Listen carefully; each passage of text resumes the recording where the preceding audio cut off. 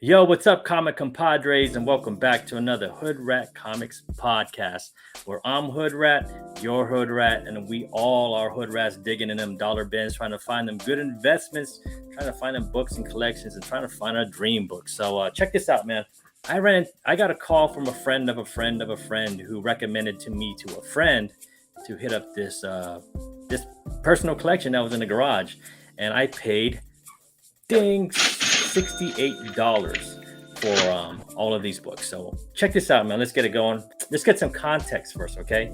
I went a little Kang crazy, man, because it's hard to find these Kang covers now. Everybody went to all the LCSs. Everybody went to all the cons. Everybody went to the flea markets. Everybody went to the garage sales looking for these Kang books, and I couldn't find them anywhere, man. I'm missing a bunch of these nice little Kang books. And when I ran to his collection, he had some Avengers books. He had some Fantastic Four books. He had an eclectic, pretty good collection. Not big, maybe like, say 10 long boxes. Not big at all, but I was the first one to get to it, man. So I picked up a couple Kang books. I mean, I'm guilty.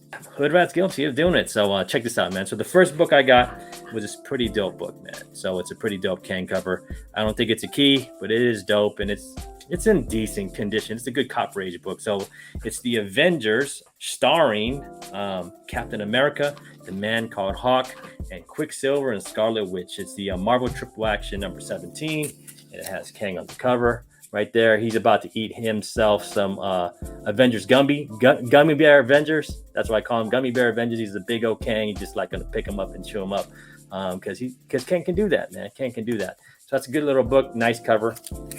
Next Kang book I picked up was his Avengers 267, and this is the first Council of Kangs. This was a really hot book. I think it's on the dip right now. So if you guys are looking to buy it, I highly recommend buying this book right now, because I think it's on a good dip. When Kang shows up, these books are going to go nuts again. Next book I found was this the Avengers 268. I don't think it's a key. Maybe it's a key. Who knows? But it is a Kang cover, and you can see Kang right there doing his little blasters on Namor. So that's a pretty good cover to have. And then I found this book, and this is one of my favorite Kang books that I've read. This is Avengers 269, retelling origin of Kang. From Ramatut to where he is now to Immortus. So, and this is, one variant going after another, the young Kang and the Immortus. And I'm gonna let you guys read this book if you guys ever get a hold of it. It's a pretty good read. I really enjoyed it. It reads like a movie. Now, this is an interesting book. I really never seen this posted up on Instagram, so I haven't really seen it. But this is a good book to have too. Is the Fantastic Four Annual number 25, and this one is the first appearance of the Acronauts. They're mercenaries loyal to Kang. So we already know Kang's in the MCU, and we know he's here. We know it's going to continue on in Loki. It's going to move on to different movies.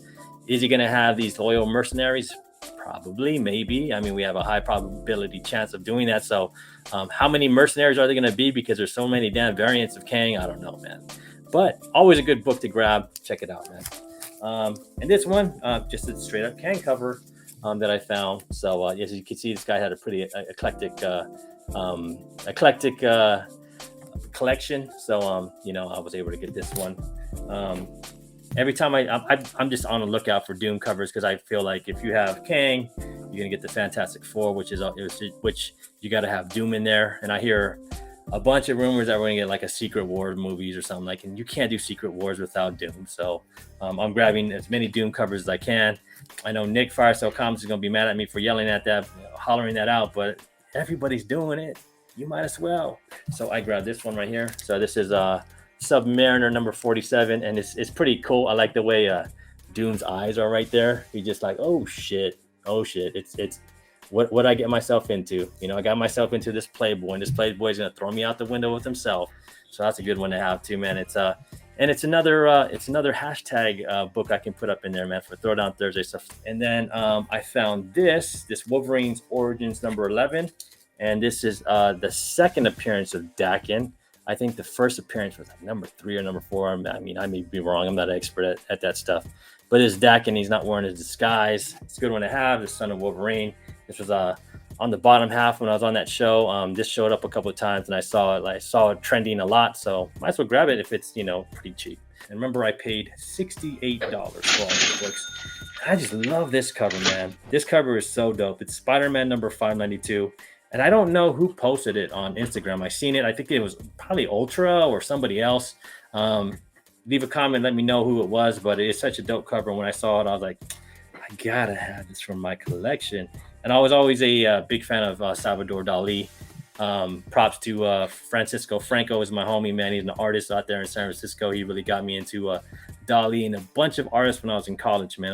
When I was a young head, learning about the world, man. And you got this one right here, man. As you can see, totally, inspired by Salvador Dali. Great cover to have of Wolverine in a Spider-Man book. Who would have known, man? Like it's I never seen this book in a while, and this is the first time I've ever did. So I was grabbing it, man. And the next book I grabbed is this What If Wolverine Battled Conan. And why not, man? It's another hashtag Throwdown Thursday book, man. And it's dope. It's Conan. It's Arnold Schwarzenegger going against the Wolverine. Man, you might as well just grab it if it was cheap. One of the big books I grabbed, I don't know if it's a big book now, but it was a hot book for a bit, man. It's Marvel Comics Presents Before Wolverine. There was Weapon X number 72. So the guy, he charged me about $15 for this. I don't know how much it's worth now, maybe like $25, $30, maybe more.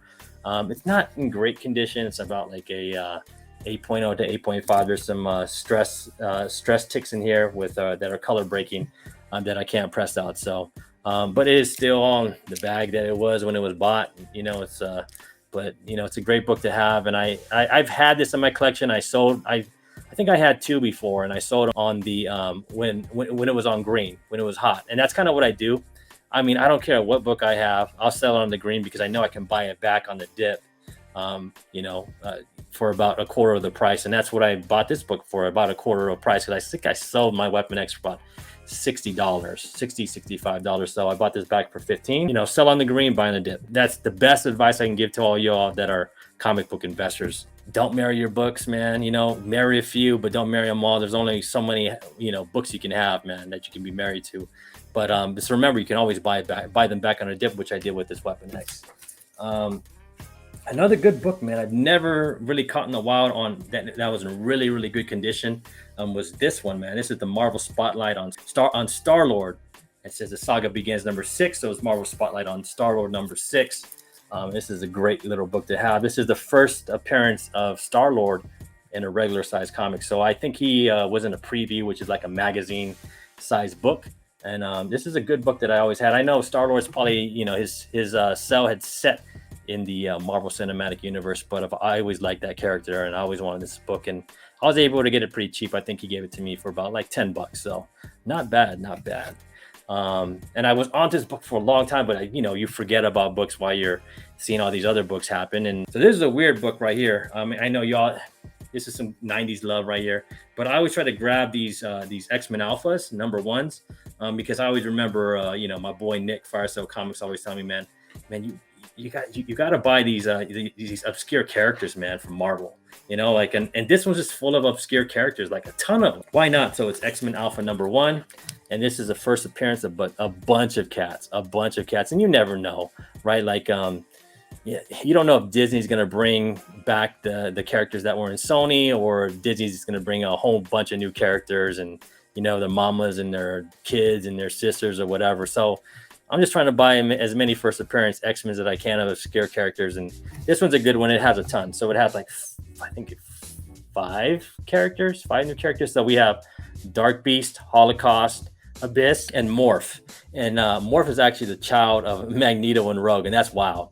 That would be wild if that happened in the show. I think people would be like, oh damn, they did it. They done did it. I don't think Morph will ever happen. That's just me, but And the next book I got is this Astonishing X-Men.